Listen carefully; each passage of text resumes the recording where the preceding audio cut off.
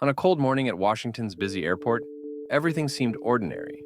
The noise of passengers, the sound of luggage being lifted, and the announcements of the plane. But hidden in this journey was a story no one could have imagined. In the first class sat a tall and reserved young man whose name everyone knew, Barron Trump. But that day, he did something that not only won people's hearts, but also revealed a hidden family legacy. When Barron Trump gave up his seat, a hidden family legacy was revealed. The cabin of Flight 247 to Newark was alive with the usual bustle of passengers finding their seats, overhead compartments slamming shut, and pre-flight announcements crackling over the intercom. It was a cold morning at Ronald Reagan Washington National Airport, and the plane was fully booked. Among the travelers in first class was a tall, reserved teenager, quietly seated by the window. Most passengers recognized him immediately, Barron Trump. Despite his fame, Barron had always kept a low profile, preferring a quiet demeanor over the public spotlight that often followed his family. Across the plane in the economy section, an elderly man shuffled toward his seat. His military jacket, adorned with faded patches and medals, bore silent testimony to a life of service and sacrifice. Passengers glanced at him with admiration, some whispering about his past as he made his way to the back. He took his seat near the rear of the plane, wedged uncomfortably between a fidgety toddler and a man glued to his laptop. The elderly man's face remained calm, though his hands fidgeted slightly with the worn leather strap of his duffel bag. As the cabin door closed, tension suddenly rippled through the air. The elderly veteran's seatmate began arguing with a flight attendant, insisting on a different seat. Though the veteran tried to defuse the situation with quiet apologies, his seatmate remained visibly irritated. From his seat in first class, Barron noticed the commotion. He leaned slightly into the aisle, his brow furrowed as he watched the scene unfold. Without hesitation, he pressed the call button for the flight attendant. "Excuse me," Barron said softly when she arrived. "Can I switch seats with the gentleman in the military jacket?" The flight attendant blinked, momentarily taken aback. Passengers in first class lowered their newspapers and tablets, intrigued by the unexpected gesture. "Let me check," the attendant replied, hurrying toward the back of the plane. As Barron stood to retrieve his carry-on, the murmurs in first class grew louder. A woman across the aisle leaned toward him, her voice tinged with confusion. "You don't have to do that, you know.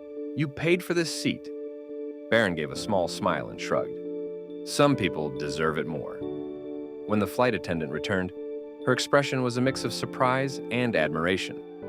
"He said he'd be happy to switch," she informed Barron. With a polite nod, Barron made his way to the back of the plane, his tall frame drawing whispers and subtle glances from passengers. Many discreetly reached for their phones, snapping photos as the teenager passed by. When Barron arrived at the elderly man's row, the veteran looked up, confusion flickering in his eyes. "Are you sure, young man?" the veteran asked, his voice steady but hesitant. "You don't have to do this for me." "I want to," Barron replied, extending his hand. "Thank you for your service. Please, take my seat." The sincerity in Barron's voice left no room for argument. After a moment's hesitation, the veteran shook Barron's hand firmly and stood. "Thank you," he said, his voice thick with emotion. "That's mighty kind of you." As the veteran made his way to first class, the murmurs among passengers swelled. A young mother in row 15 whispered to her teenage daughter, "Did you see that? He just gave up his first-class seat." Barron settled into the now vacant economy seat, folding his long legs into the cramped space. He opened his book and appeared completely at ease, seemingly unaffected by the whispers and stares around him. In first class, the veteran eased into the plush seat, his hands trembling slightly as he adjusted the armrest. A flight attendant approached, offering him a warm blanket and a complimentary drink. "The young man said you should have this seat," she explained. The veteran's lips curved into a faint smile.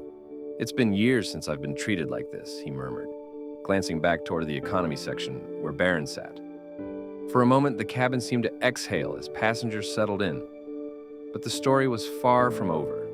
A hidden connection revealed. As the flight reached cruising altitude, the veteran turned to the woman seated beside him. She was middle-aged, with kind eyes that encouraged conversation.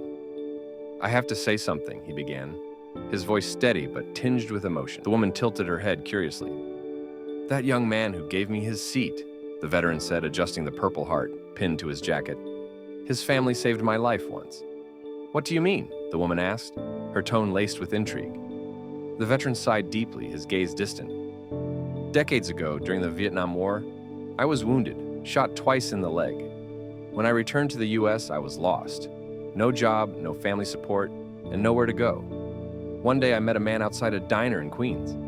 He saw I was struggling and didn't just hand me a few dollars. He sat with me, listened to my story, and gave me a lifeline. That man was Fred Trump, Barron's grandfather. Passengers nearby leaned closer, captivated by the story. Fred Trump didn't owe me a thing, the veteran continued, but he found me a place to stay and a job to help me get back on my feet. He told me, "You served this country. It's the least we can do." I never forgot those words. The woman's eyes widened, and those within earshot exchanged amazed glances. Life moved on, and I never got the chance to thank him, the veteran said. But today, his grandson gave me a gift I'll never forget. It's like I've come full circle. The ripple effect. As the story spread through the cabin, passengers began sharing their own reflections on kindness and gratitude. A businessman across the aisle spoke up, his voice tinged with emotion. "My grandfather served in Vietnam too. Stories like yours remind me of how much small acts of kindness can mean." A young mother cradling her toddler chimed in, "My dad always said kindness is like a chain reaction. What Barron did today proves that it still matters." The veteran nodded, his eyes misting with gratitude. It's the little things that keep us going. Fred Trump lifted me up when I was at my lowest, and today, Barron reminded me of the importance of passing it on. A lasting impact. As the plane descended, the veteran made his way to Barron's seat. Extending his hand, he said, "Young man, thank you. Your family's kindness changed my life once, and today, you've reminded me that it still lives on." Barron shook his hand firmly. "You deserved it, sir." Passengers disembarking from the plane stopped to thank Barron and the veteran, their words carrying the weight of the story they had witnessed. At the baggage claim, Barron pulled out his phone and typed a message to his father. "Grandpa would have been proud today." This tale reminds us that kindness ripples far beyond its moment, connecting us in ways we can't anticipate. Let's keep passing it on.